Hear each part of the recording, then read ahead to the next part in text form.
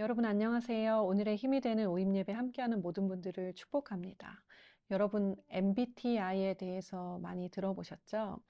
마이어스-브릭스 타입 인디케이터, 이것의 약자입니다. 이것은 사람의 성격을 16가지로 나눠 놓은 성격 유형 검사의 하나입니다. 이 성격 검사의 정확도에 대해 신뢰도는 낮습니다. 그럼에도 불구하고 한국에서는 2020년대부터 이 MBTI 검사가 유행하기 시작했는데요. 16가지 유형 중에 세상의 빛과 소금형을 여러분 아시나요? 굉장히 이성적이고 냉철해서 규칙이나 법을 잘 지키고 법이 없어도 살 수 있는 사람의 유형입니다.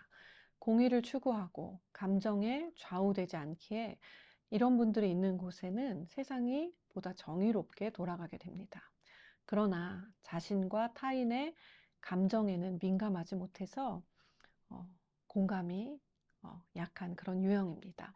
그런데 여러분 성인 군자형도 있습니다. 상대가 아프면 자신도 함께 아플 정도로 다른 사람의 감정에 민감한 유형입니다. 양털 옷처럼 따뜻한 마음을 지니고 있으며 대가를 바라지 않고 베푸는 친절함이 있는 분들입니다. 그러나 타인이 잘못을 할 때 그렇게 하면 안 돼 라고 말하거나 이 불의를 바로잡기엔 어려운 유형입니다. 한계가 있다는 것이죠. 여러분 빛과 소금형은 공의를, 그리고 성인 군자형은 긍휼을 대표하는 성격인데 이 둘 중에 어느 한 가지만 가지고 있다면 부족하고 연약함이 있습니다. 다시 말해 공의와 긍휼 모두를 완전하게 함께 가지고 있는 사람을 만나기는 어렵습니다. 또한 우리가 살고 있는 이 세상에도 완전한 공의와 완전한 긍휼, 즉 온전한 정의가 실현되는 동시에 완전한 용서가 이루어지는 곳은 찾아볼 수 없습니다.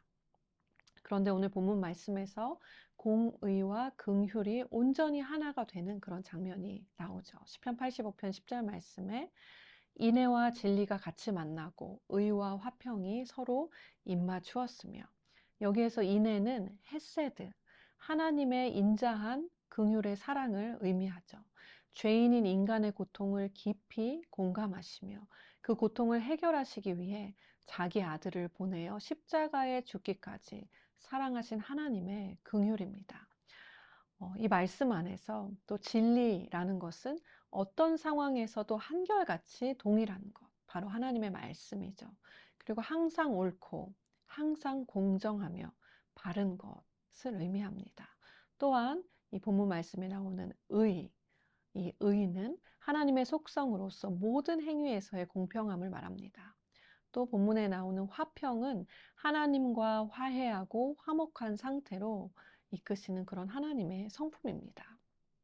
우리가 생각할 때 진리를 주장하면 인애는 약해지고 의를 강조하면 화평을 이룰 수 없을 것 같습니다. 그런데 시편 85편에서는 인애와 진리가 만난다, 온전히 공존하고 의와 화평이 입을 맞춘다, 의와 화평이 온전히 함께하는 곳에 대해서 말하고 있는 것입니다. 이곳이 어디일까요? 오늘 본문은 바벨론 포로에서 돌아온 자들이 여전히 회복되지 못한 이스라엘을 바라보면서 하나님, 저희가 어리석은 길로부터 돌이켜 하나님을 경외하기 시작할 때 하나님께서 구원해 주실 것이고, 이 구원이 임한 땅은 바로 하나님의 긍휼과 공의가 온전히 공존하는 땅이 될 것이라고 선포하고 있는 것입니다. 이것은 무엇일까요? 죄로 인해 죽을 수밖에 없는 우리를 사랑하신 하나님께서 하나님의 사랑도 포기하지 않으시면서 하나님의 공의도 실현되는 예수 그리스도의 십자가를 의미하는 것입니다. 예수 그리스도의 십자가를 통해 우리 안에 이루신 역사를 의미하는 것입니다.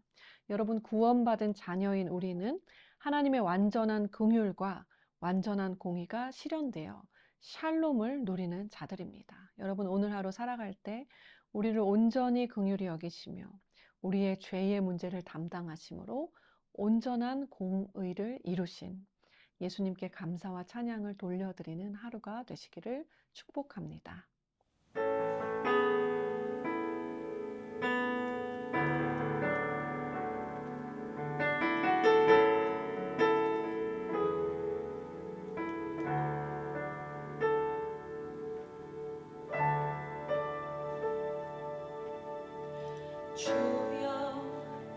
연약합니다.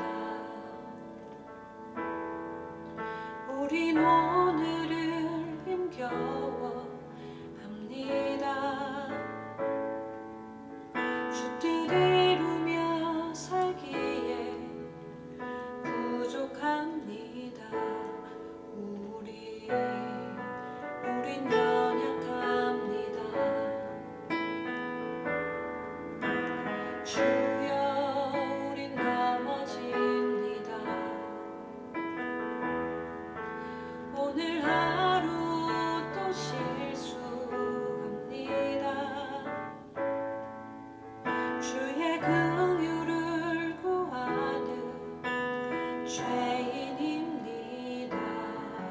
우리 주만 바라봅니다. 한없는 주님의 은혜 온 세상 위에 넘칩니다. 가릴 수 없는 주 영광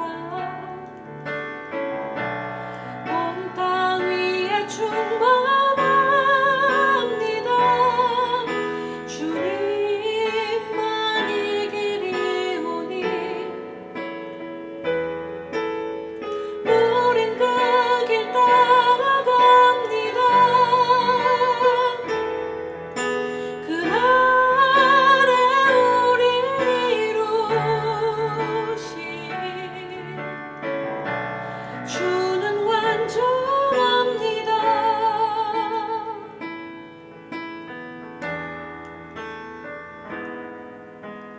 주